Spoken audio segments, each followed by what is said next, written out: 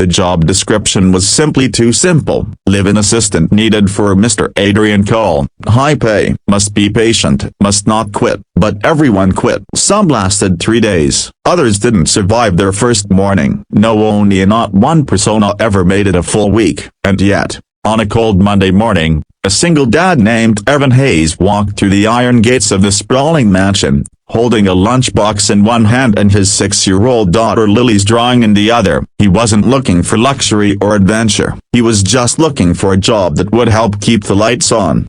Adrian, the millionaire no one could handle. Adrian Cole had once been unstoppable, a brilliant tech mind, a billionaire before 35. A man whose ideas shaped entire industries until the accident, a drunk driver, a crushed spine, a body that no longer obeyed him, a mind that never stopped racing. Grief didn't make him bitter. Bitter made him bitter. He snapped at everyone. He trusted no one. His assistants became targets for his frustration, and they fled as fast as they arrived. So when Evan walked into his room, Adrian didn't even bother looking up. "Whatever you've heard," Adrian growled. "It's probably true. If you want to leave, the door's behind you." Evan just set Lily's drawing on the bedside table, a messy crayon rainbow with a smiling stick figure. "What is that?" Adrian demanded. "A reminder," Evan said gently, "that I've handled tougher critics." For the first time in months, Adrian's skull wavered.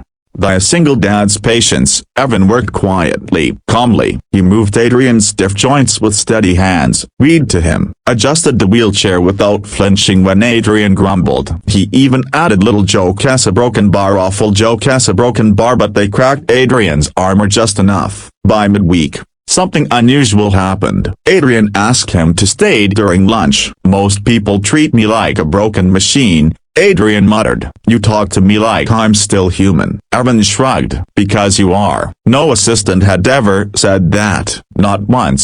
The twist. A little girl changes everything. On Thursday, Evan was late, not a few minutes, an hour. Adrian was furious, prepared to unleash the kind of lecture that usually sent assistants sprinting out the front door forever. But then he saw why. Evan rushed in carrying a crying Lily, her shoelace dragging and knee scraped. "I'm so sorry," Evan said breathlessly. "Her school called it. I had no one else to leave her with." Adrian opened his mouth to snap, and then Lily lifted her puffy eyes and whispered, "I's a broken bar. Is he the man you helped walk again?" The room froze. Adrian swallowed hard. It had been years since someone, especially a child, spoke to him without fear, pity, or formality. "Come here," Adrian said softly. Lily edged closer. Adrian motioned her upward, and she climbed onto the bed beside him. He looked at her knee, then at Evan, then back at her. "I can't walk," Adrian admitted, "but I can promise you something." "What?"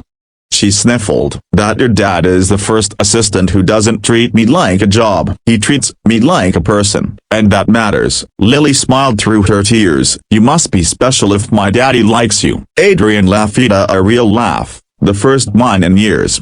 At the emotional climax. At the end of the week, Evan received a text from his landlord. "Eviction notice, you have 30 days to vacate." His heart sank. He had no savings, no backup, nothing but his daughter and this fragile new job. He tried to hide it, but Adrian noticed the strain in his voice. "What's wrong?" Adrian asked. "Nothing," Evan lied. Adrian stared at him with surprising intensity. "You helped me regain dignity," he said. "It's my turn."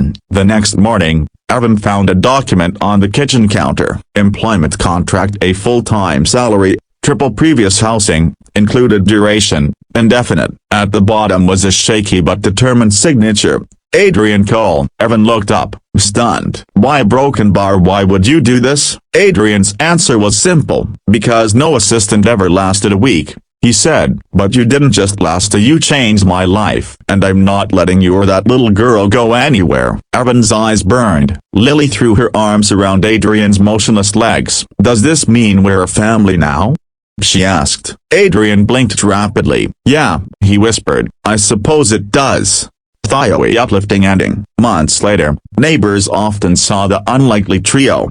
Adrian in his motorized chair, Evan walking at his side, Lily skipping between them holding both their hands. He was still paralyzed, still a millionaire, still recovering. But he wasn't alone. The mansion wasn't quiet and cold anymore. It echoed with laughter, tiny footsteps, bedtime stories, and hope. And whenever someone asked how Evan survived where so many had failed, Adrian always answered the same way: he didn't survive me, he humanized me. Because sometimes, life doesn't change through miracles. Sometimes, it changes because of a single dad, a broken bar, and the little girl who taught a broken man how to feel whole again.